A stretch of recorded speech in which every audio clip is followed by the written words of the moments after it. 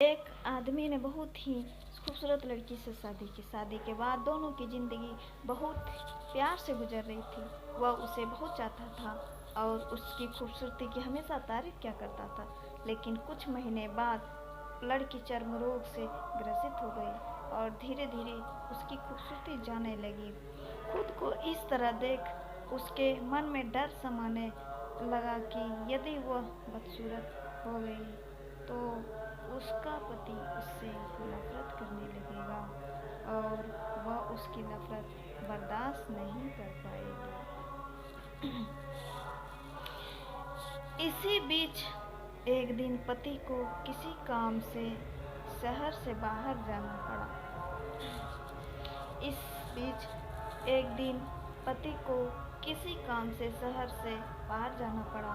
काम खत्म कर जब वह घर वापस लौट रहा था, उसका एक्सीडेंट हो गया। एक्सीडेंट में उसने अपनी दोनों आंखें खो दी, लेकिन उसके बावजूद भी उन दोनों की ज़िंदगी सामान्य तरीके से आगे बढ़ती रही। समय गुजरता रहा और उस अपने चर्म रोग के कारण लड़की ने अपनी खूबसूरती पूरी तरह गंवा दी। वो खूब बदसूरत हो गई, लेकिन अंधे पति को इस बारे में कुछ भी पता नहीं था। इसीलिए इसका उनके खुशहाल विवाहित जीवन पर कोई प्रभाव नहीं पड़ा। वह उससे उसी तरह प्यार करता रहा। एक दिन उस लड़की की मौत हो गई।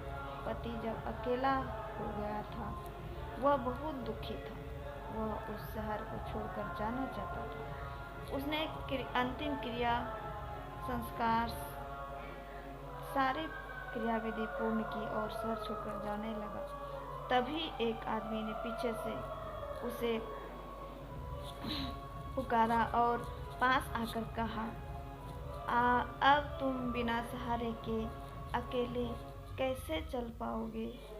इतने साल तो तुम्हारी पत्नी तुम्हारी मदद किया करती थी।